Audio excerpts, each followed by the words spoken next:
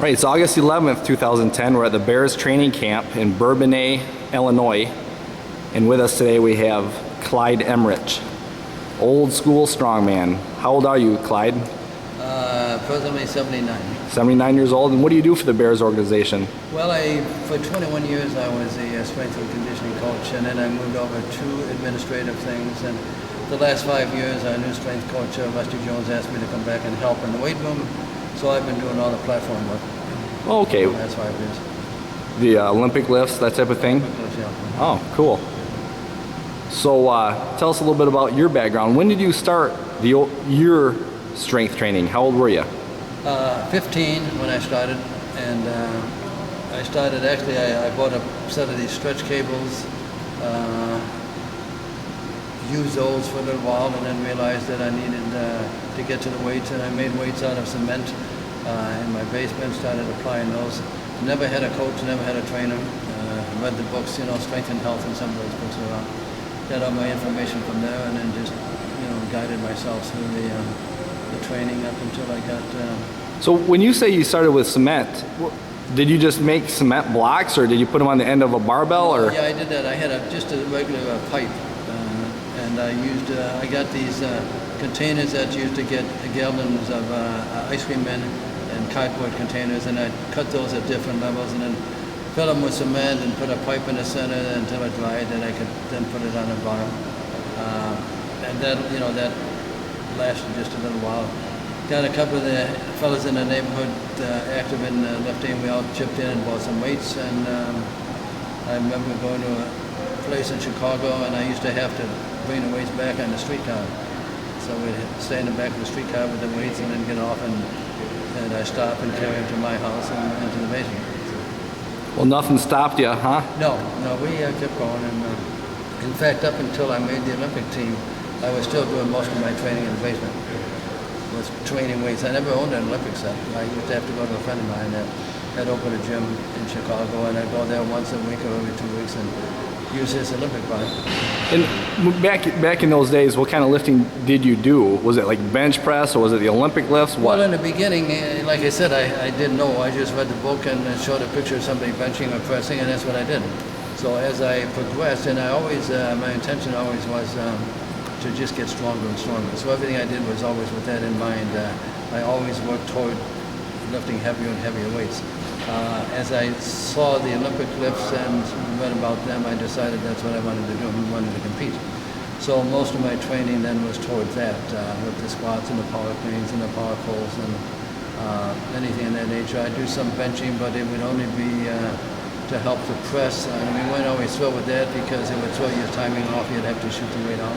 We wanted to go overhead, so I started doing some incline. Did a lot of dumbbell work. I liked the dumbbells. In fact, there was one period where I was kind of stuck at 190, but way back on the press. So I decided to do nothing but dumbbell presses for 4 or 5 weeks. And as soon as I finished that cycle, I tried myself out and found that I pressed 220. So I went up 30 pounds just working with the dumbbells. But I would do that periodically. I would shift from dumbbells to barbell to pulls, and I never really. I used to think during the day what I wanted to do, and then I'd employ that at night. I had routines. It was pertaining to always the press snatch and cleans or exercises for them, plus squats. But I never got rigid. I'd go in, and if I didn't feel too good on a given day, I'd make a workout doing sets and reps. If I felt good, then I always peaked out. And so it was one or the other. It was always based on how I felt. I liked mixing it up, and I never got to a point where my program said this, therefore I had to do it. No, I did it based on how I felt. But always with the thought of just more and more and more and more. Now, at one point in your life, you became involved with York Barbell. I did. And back in the old days, York Barbell was pretty much the cream of the crop, wasn't it? That was it, yeah. Bob Hoffman and the York Barbell, they pretty much ran weightlifting. He supported travel overseas with the teams to the World Championships. And so in that sense, or even national championships. If I represented York, if they had a meet somewhere, then he'd send me flight tickets to go to the event. Never made any money on it, just supported getting there. But in the area in Chicago where I lived, I worked and represented the YMCA. But again, on national and international meets, it was with New York. And as far as back then, were there 3 Olympic lifts? There's the clean and jerk, and there's also a clean and press at the time, wasn't there? It was the 3 lifts were the press, snatch, and clean and jerk, yes. So we had to compete on all 3. And back then, we couldn't touch the body. When you cleaned the weight, you couldn't touch the body with the weight. If you caught it in a split or a clean squat position, you couldn't touch your knee, your elbow to your knees. Then you had to set the weights down. You couldn't walk away from it. So Oh, really? we'd have to drop it to our shoulder. And then we always had to have our hands on the bar until the weight hit the floor. Oh, that's a huge difference. That's a lot harder. And of course, pressing, you had to know that, reserve a lot of time for the exercise for plenty of pressing, be it dumbbells or with the bar. Today, they don't do that, so you have more time to work at your snatch and clean and jerk. So that's obviously going to progress because of that. Now, as far as your totals, give us some of the your maxes that you've done over the years. The max in training, I pressed 330. I snatched 300. I cleaned 425 in training. In competition, I officially pressed 315, snatched 300. Did 409 clean and jerk. So Clean 415 and 420 on a number of occasions. Missed the jerk. I think the reason I missed jerk most of the time was I had broken my elbow when I was a kid, so I didn't have the lockout that a lot of guys had, and made it easier to jerk the weight. So I had to kind of muscle it more to hold it. now that's some huge weight. We got a lot of 300-pounders walking around here. But what was your weight when you did that? Well, I competed at 198, so most of the lifting I did was at either 198. In workouts, I'd go to maybe 200, 201, but I didn't go any heavier. So you're under 200 pounds, putting over 400 over your head. Yeah. That's amazing. I was able to do a 190-pound one-arm snatch in a split, and I did 200 in the squat stop. Wow. And I deadlifted 600. I did one arm with 325. Squat at 545 was my top. Front squat, I did 470 in the front squat. Quarter squat, I did 1,200. Well, when you were a strength and training coach for the Bears, what did you focus on, and what did you see the best results as far as performance? The best single lift in football would be the power clean. It very closely mirrors the set position of a player, and then his getting up and charging. It's very similar to pulling away to your shoulder. So we use that a lot. Power snatches, I did those with the players, and then presses. In fact, Stan Jones, Hall of Famer, who recently died about a month ago, I started working with him in the 50s, and he was one of the early people in weightlifting and football. And when people said you shouldn't do it, he said, "Yeah, I'm going to do it." Obviously, it worked for him. He became a Hall of Famer. But I met him, and he used to do his training off season. I said, "You should also do it during the season."